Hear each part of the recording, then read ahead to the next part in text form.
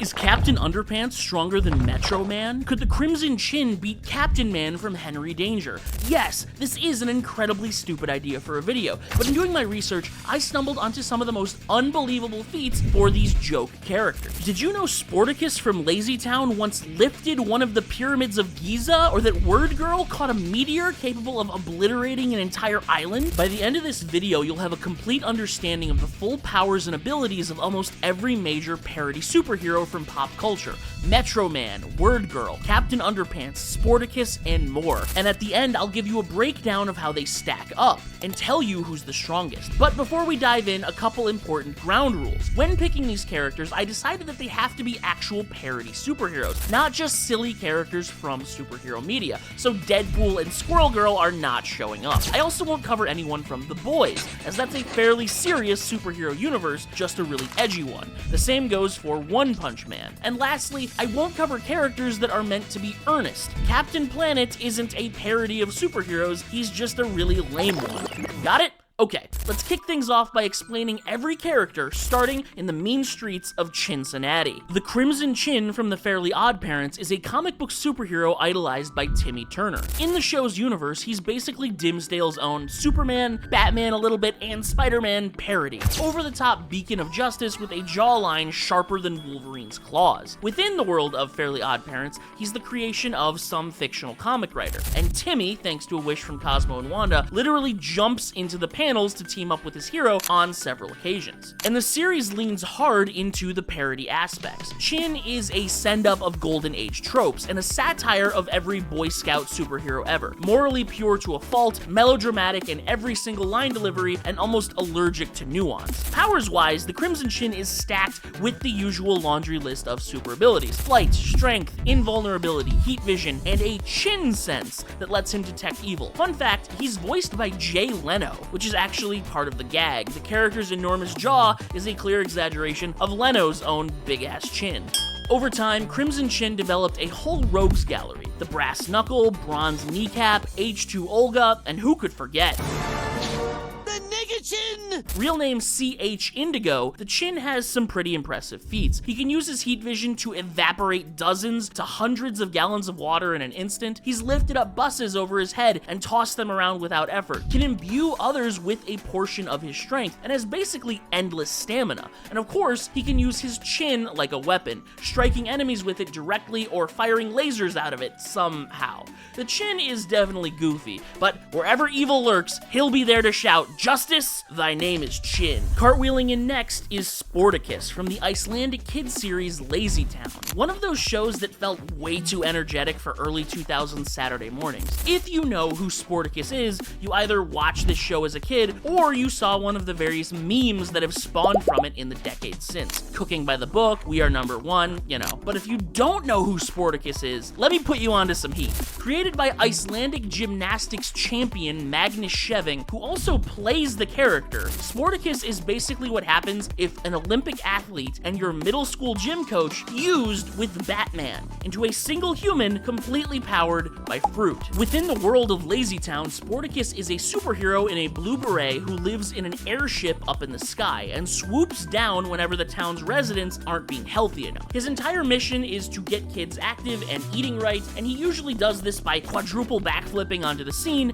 and punching your slice of pizza into orbit, replacing it with his patented sports candy, which is just some marketing bullshit he spins to try and get kids to eat apples and bananas. He's the polar opposite of the show's villain, Robbie Rotten, whose entire goal is to make everyone lazy and fat. His abilities include a mastery of acrobatics, super agility, perfect reflexes, and an almost supernatural talent for turning every problem into a calisthenic routine. It's actually, unironically, super impressive watching him do push-ups with no feet or hold his body horizontally on a flagpole. Even his gadgets, like the crystal that alerts him when someone's in trouble, wrist-mounted grappling hook, or his, and I'm not joking about this, tactical yo-yos are all built to withstand his ridiculous gymnastic shenanigans. Now, it might sound like Sportacus is just Batman without angst, but he actually does have supernatural powers. He's ran faster than a cannonball, lifted an entire pyramid, and even dragged a spaceship out of the moon's gravitational field. Those last two were only possible when powered by a sports candy. That wasn't a joke earlier.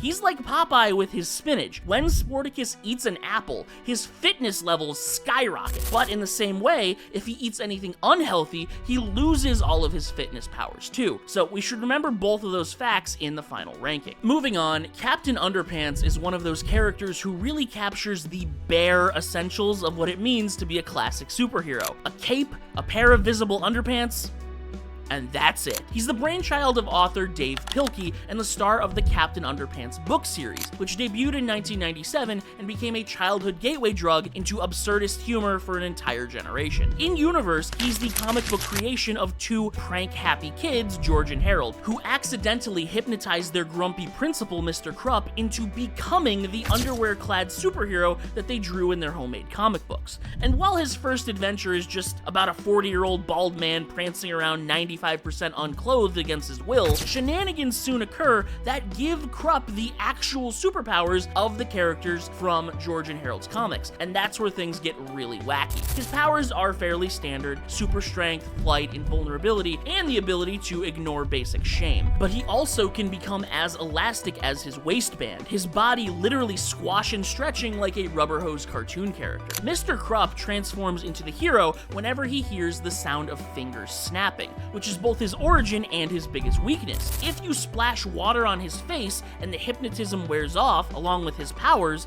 it'll leave him as a powerless grade school principal, confused and half-naked in public. Water is definitely a glaring weakness, but don't count out the terror in tighty-whities. He's flown through outer space, lifted enormous building-sized killer toilet monsters, and battled enemies capable of shattering planets. As long as there's a curtain around to wear as a cape, Captain Underpants will always be there to save the day while singing tra-la-la. But he's not the only captain on this list. Captain Man comes from Henry Danger, Nickelodeon's superhero sitcom that ran from 2014 to 2020. He's basically the network's answer to what if Batman, Iron Man, and your embarrassing uncle were all the same guy. Within the show, Captain Man, real name Ray Manchester, gained his powers after his irresponsible scientist of a father accidentally zapped him with an indestructibility ray. The result is a hero who can't be hurt by anything, but absolutely can still feel pain, leading to exactly as many gags as you would expect. He sets up shop in the city of Swellview as the town's resident protector, operating in his secret HQ, the Man Cave, with a sidekick named Henry Hart,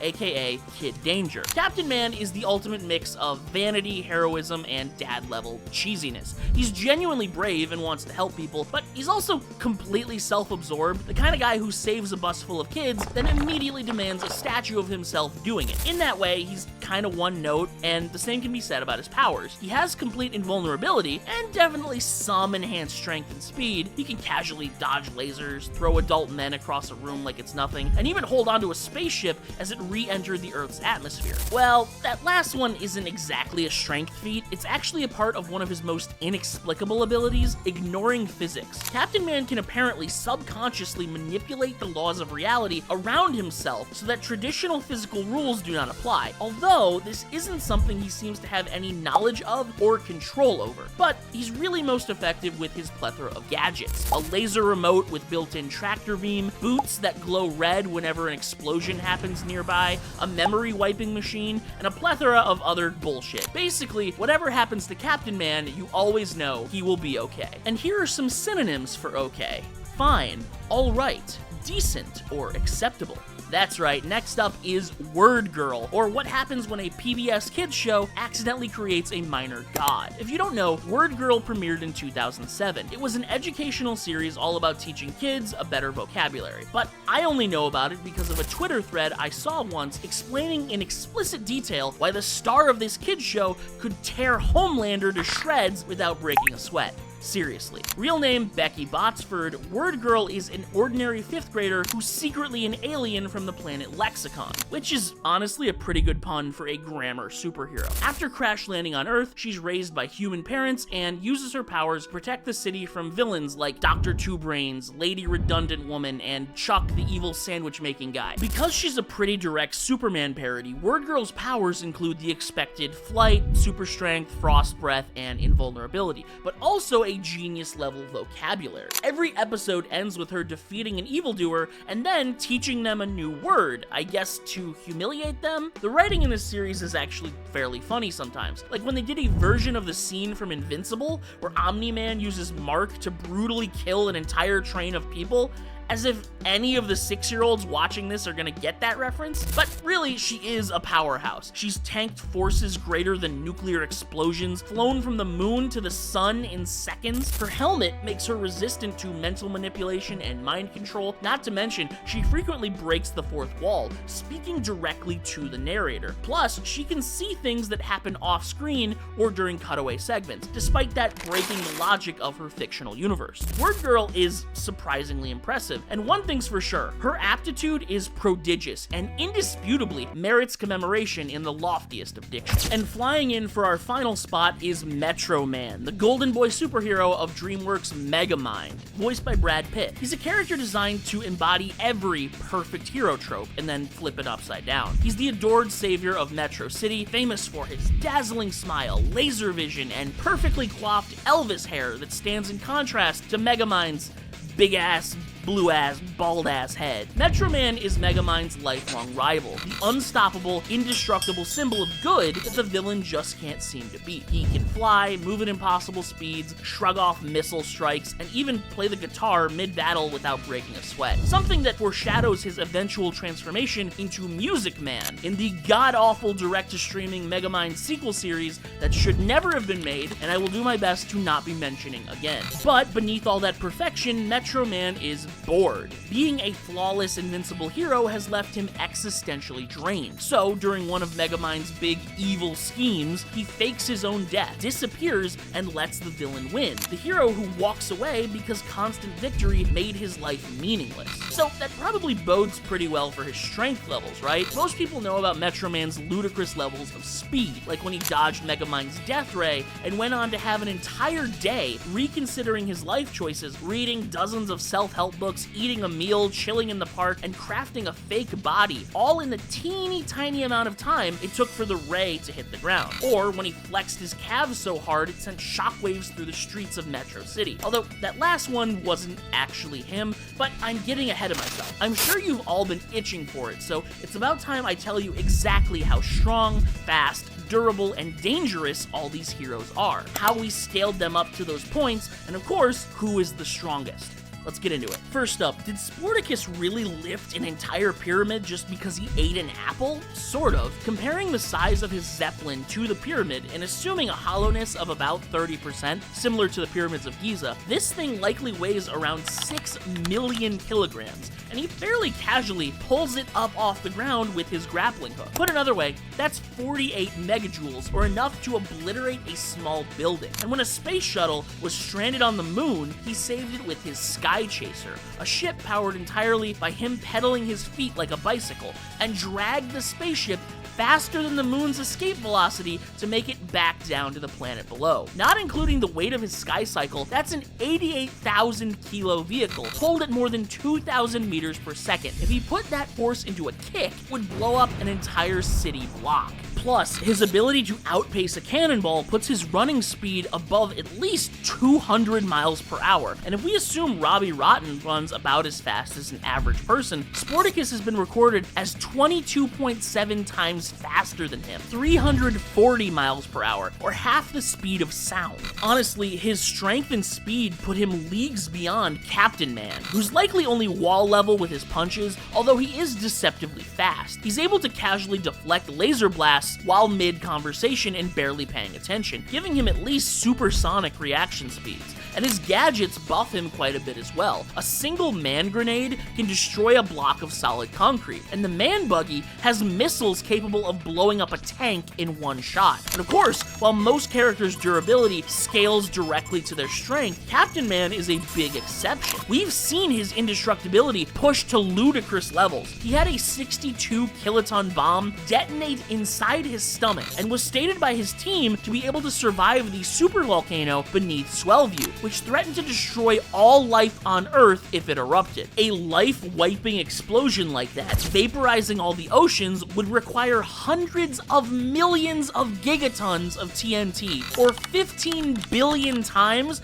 the force of the greatest bomb we've ever built, the Tsar Bomba. Now we're really getting somewhere. Moving on, Metro Man has the speed feat that I wondered most about before writing this video. His extended existential crisis in the fraction of a second before faking his death. By comparing the distance the death laser moved while he first avoided it to leave the room, we can see time was slowed down by a factor of 62.4 million, meaning he was walking around at about 1.3 times faster than light. He could have experienced about 24 hours in 1/1000th of a second. Absolute nonsense, but he is a Superman parody, so it makes sense. As for strength, he's explicitly stated throughout the movie to be physically superior to Titan, who tosses around chunks of skyscrapers, as well as every machine Megamind ever devised, including his death ray capable of wiping out a small city, and his later supercharged dehydration gun, which obliterated a 10-mile wide meteor heading towards Metro City. As much force as nearly 200 gigatons of TNT, enough to wipe out a large island. Word Girl is also pretty busted. She has an incredible speed feat, flying from the moon to the sun 150 million kilometers in just under a second and a half. Obviously, this means she can survive in space and shrugs off the heat of the sun's surface, but her flight clocks in at an astronomical 347 times faster than light. As for strength, we see her catch a meteor, literally still scalding from entering Earth's atmosphere, mere inches away from the ground. Then she tosses it miles away into the ocean. With the size of this meteor, we can assume it weighed nearly 3 million kilos, and at terminal velocity, that's island-level destructive force, 47 gigatons. Remember, she's a 5th grader, so hypothetical word woman is terrifying. That said, as a Superman parody, she does have a major weakness: Lexinite. A radioactive chunk of her homeworld lexicon, it saps her powers just like kryptonite, and it even reduces her vocabulary, causing her to misuse and mispronounce words. Also, fun fact, in the canon of this show, Lexicon didn't even blow up. Word Girl just accidentally wandered onto a spaceship as a baby, and I guess her parents never cared to look for her. Anyway, keeping waistbands elastic and undercarriages cottony, Captain Underpants also has some pretty redonkulous showings. Many times he defeats the villains of his stories with Flip-O-Rama, a fun gimmick where you're supposed to flip the page of the book you're reading back and forth between two images to simulate animation, usually of him punching or kicking apart gigantic skyscraper-sized monsters or robots. But his best stuff comes from scaling him to other characters in the story. He's stated to be equal in power to both the villain, Captain Blunderpants, as well as fellow heroes like Super Diaper Baby. We've seen the latter push the Earth out of its orbit and further away from the sun, drastically altering its temperature in a matter of minutes. Something like this would take more than 400 decillion joules on the low end, or enough energy to destroy a large planet. And in terms of speed, he was planning to fly from Earth to Uranus and back in the span of 15 minutes to retrieve a lost kickball, a trip that would have had him moving at 19 times the speed of light. And consider, that's his travel speed. He seems to think it's faster for him to use the elastic of underwear to launch at enemies like a slingshot, so it's likely he has an even faster projectile attack speed. Finally, sorry I cleft you waiting, bringing it all back to the Chin that kicked us off, Crimson Chin probably has the most varied powers of the bunch. All types of laser, X-ray, and telescopic vision, including one that generates or maybe teleports suitcases to him. I think it's a general materialization vision, and lasers that fire out of his chin too, because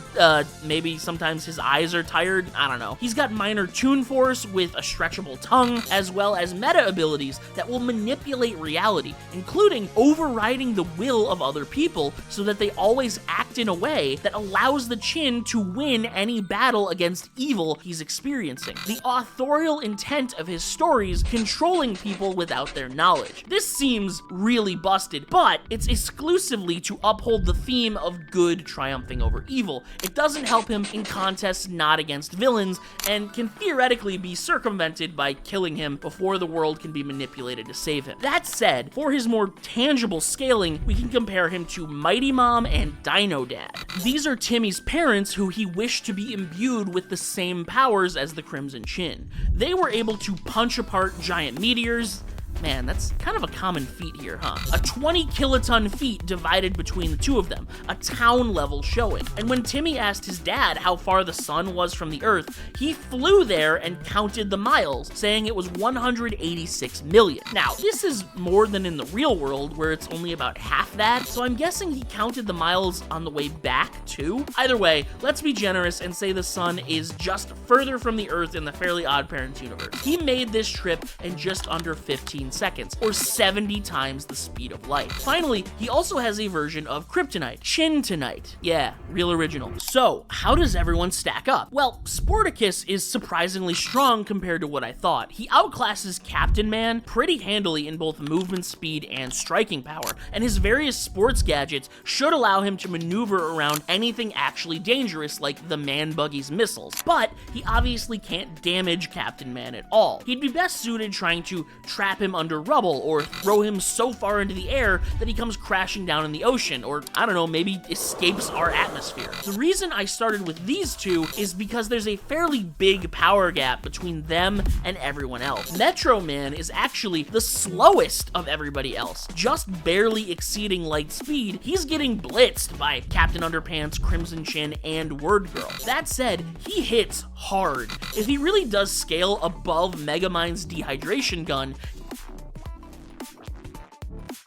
he's 4 times stronger than Word Girl, although he's never touching her because she's about 300 times faster than him. And this is where Crimson Chin taps out as well. He's faster than Metro Man, but his strength just isn't enough to compete. Only town-level striking power if we scale him to Mighty Mom and Dino Dad. Word Girl is literally 1,000,000 times stronger and at least 4 times as fast. But if you notice, there's one name I haven't brought up much here because it's just not close. Captain Underpants has the strength to push around planets, meaning he's 2 quadrillion times stronger than Word Girl. Even if we assume he's half that strong, because the feat was done by Super Diaper Baby and Super Diaper Dog, that's still a quadrillion times stronger.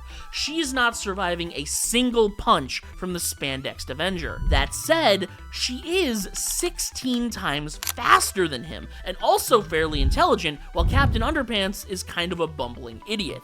He's only catching her if he happens to get his hands on some Lexanite, which is very unlikely. Meanwhile, all Word Girl has to do is get a single drop of water on Captain Underpants, and he'll immediately be reverted back to Mr. Krupp, completely powerless. Captain Underpants might be the strongest, but his might pales into triviality beside the unparalleled swiftness of his youthful feminine adversary. The winner is Word Girl.